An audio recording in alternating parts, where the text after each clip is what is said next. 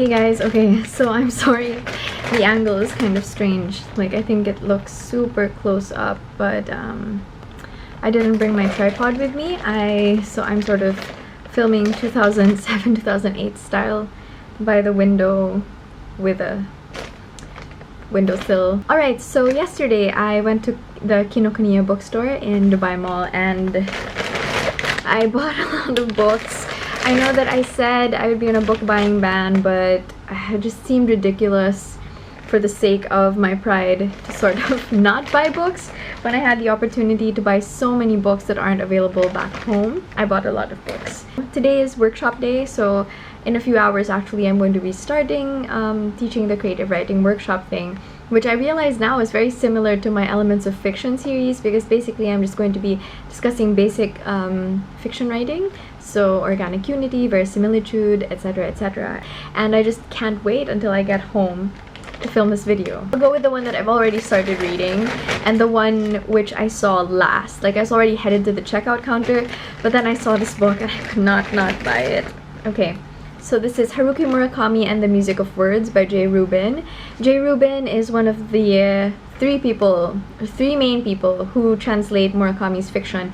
I know that his newer books or newer releases are already translated by someone else. I've never read that person's translations, but so far the ones whose translations I have read are Philip Gabriel, J. Rubin, and Alfred Birnbaum. And of the three, Alfred Birnbaum and J. Rubin are my favorite, just because I think that they are sort of able to deliver more to the language than just a direct translation. I think that they're able to make it interesting and cohesive, and just it flows so well. And in this book, that's what J. Rubin talks about. He talks about why it is that he fell in love with Haruki Murakami's work and what it is that he tries to incorporate in his translations of Murakami. I started reading this last night at around 12 midnight, which probably wasn't a good idea because I should have been sleeping, but oh, it was really good and I couldn't put it down.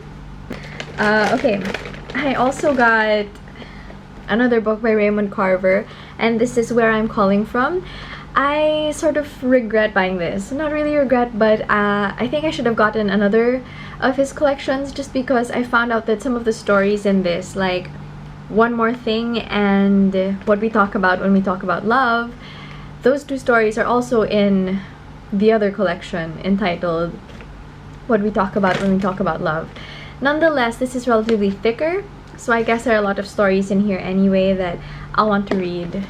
So even if slight regret, not really. Okay, after that, I bought the one David Mitchell book that I could never find back in Manila.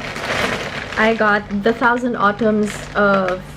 oh, the light. I got The Thousand Autumns of Jacob de Zoet.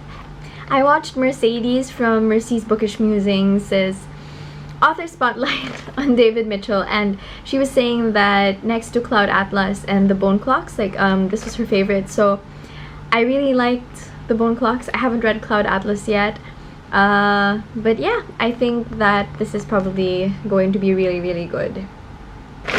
And this next book, I could not believe that they had this in stock. It's Cows by Lydia Davis. This is the Quarter Note chapbook series, and it has pictures of cows. I love Lydia Davis. She writes really, really short fiction, but she is always able to deliver it with such punch and so much meaningfulness, and she's able to explore whatever it is that she explores so fully. I love it, and I'm so excited to read this. I might actually read this now after I film this.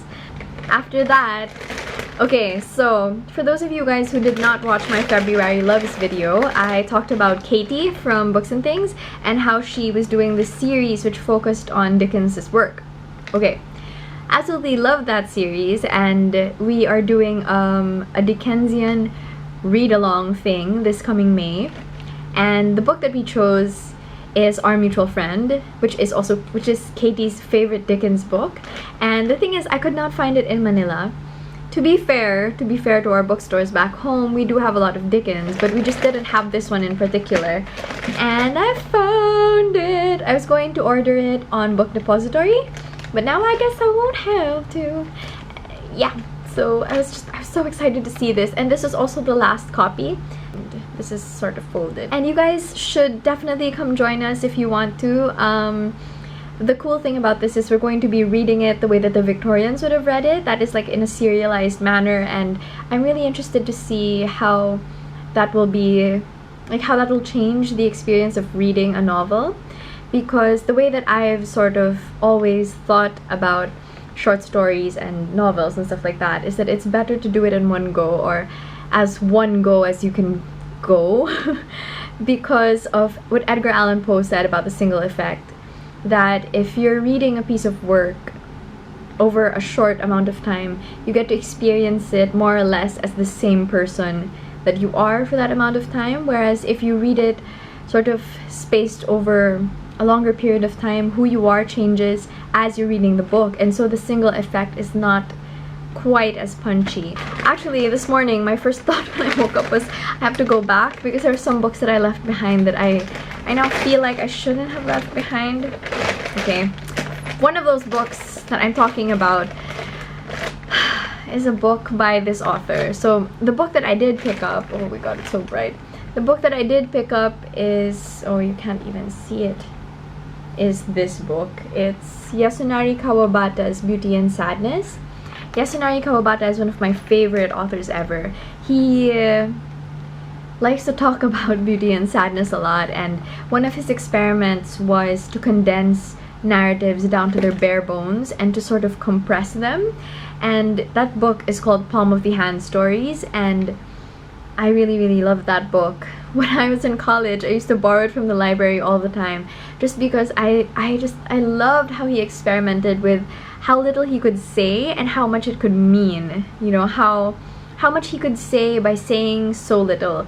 And I think that that was really a successful experiment in fiction and in form, and I am just I'm sort of gnawing at myself inside for not getting it. But tonight I'm going out with my cousin who lives here, so hopefully we can stop by a bookstore, and if they have that, I will definitely buy it. Last but not the least is a book that everyone on YouTube has been talking about, but I could not justify it to myself to get it on Book Depository, because even with free shipping, it's like $24. Mama just ain't gonna pay that much. And I also don't like hardbound books. That's the thing. I freaking hate hardbound books. They're hard to read, and you can't read in bed, and oh, it just drives me insane. Like, reading The Bone Clocks by David Mitchell was a painful experience because the book was so heavy and it kept falling on me. So I was waiting for the paperback of this to come out, but I don't think it's ever gonna come out in Manila because they don't even have the hardback copy. So yeah, okay. Blah blah blah. The book that I'm talking about is Gracekeepers by Kirsty Logan, and everyone talks about this book. They say it's really good, and I trust a lot of people who have reviewed this, so I hope that I will like it as well. That's it for this video. I really hope that you guys enjoyed it. I'm sorry if I'm so hyper, but it's an exciting day, and yeah, I hope you guys had fun. I hope you guys are picking up more books and reading a lot and all of that jazz. And please like this video if you liked it, and subscribe if you have not already, and I'll see you guys next time. Bye!